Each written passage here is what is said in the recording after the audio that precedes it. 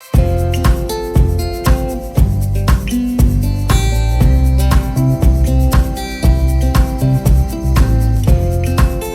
की स्टोरी का नाम है लंच ब्रेक। बहुत ही अजीब और अनोखा नाम है। देखो, कहानी का लंच ब्रेक। चलो सुनते हैं इस कहानी में ऐसा क्या है। रमन और फिजा इस कहानी के पात्र हैं। रमन और फिजा दोस्त थे। दोनों एक ही क्लास में पढ़ते थे। जैसे कि आपके भी बहुत सारे फ्रेंड्स होंगे क्लास में। साथ ही साथ खेलते थे, साथ साथ खाना खाते थे। एक दिन जैसे ही लंच ब्रेक की घंटी बजी, फिजा बोली, मुझे बहुत भूख लगी है, चलो रमन खाना खाते हैं। तुम खाने में क्या लाए हो?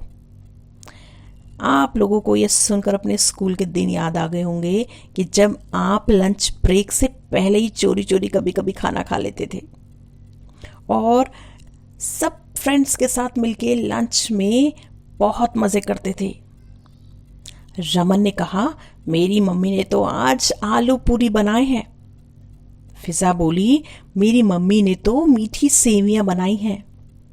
याद आया कुछ? ऐसे ही हम स्कूल में सबके टिफ़िन से जो खाना खाते थे, अलग अलग टेस्टी टेस्टी खाना, उसकी बात ही अलग थी। जो शायद हम घर में नहीं खाते थे, वो भी अगर मम्मी टिफ़िन में रख देती थी तो स्कूल में तो यूं चट हो जाता था।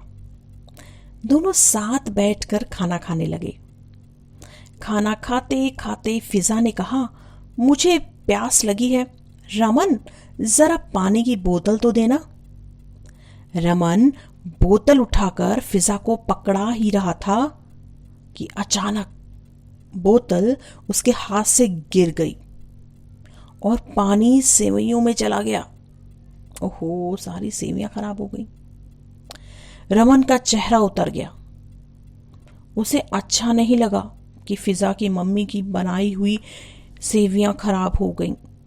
फिजा अभी रमन को कुछ कहने ही वाली थी कि उसकी नजर रमन के दुखी चेहरे पर गई।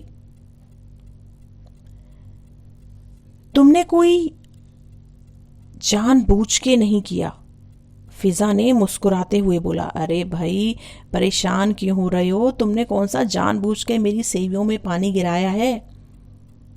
चलो कोई बात नहीं रमन, चल चल अब अपनी आलू पूड़ी निकाल, शेयर कर मेरे साथ, बहुत जोर से भूख लगी है। रमन ने फटाफट अपना टिफिन खोला और बीच में रख लिया और दोनों ने मिलजुल कर आलू और पूरी खाई। कभी भी आप उस व्यक्ति पर कभी गुस्सा ना करें जिससे गलती से गलती हुई है। और छोटी मोटी गलतियां तो हमारे जीवन का हिस्सा है। अगर किसी इंसान ने आपके सामने जानबूझकर गलती नहीं की तो उससे कभी भी हमें ऊंची आवाज में बात नहीं करनी चाहिए। ये गलती आपसे भी हो सकती थी।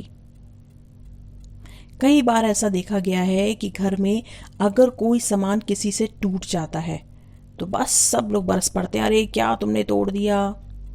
पर मान लो अगर वही सामान हमसे टूट जाए तो क्या हम ये सोचते हैं कि कोई हम पे चिल्लाए? नहीं ना। तो किसी को भी किसी पर ऊंची आवाज पसंद नहीं होती। इसीलिए माफ करना सीखो। जब हम किसी को माफ कर देते हैं तो हमारा दिल बहुत हल्का हो जाता है और घर का माहौल, स्कूल का माहौल, अपने रिश्ते भी बहुत हल्के रहते हैं। अगर आपको ऐसी मज़ेदार स्टोरी सुनी है तो वीडियो को करो लाइक, शेयर और सब्सक्राइब और कमेंट में मुझे बताना कि मेरी स्टोरी आपको कैसी लगी।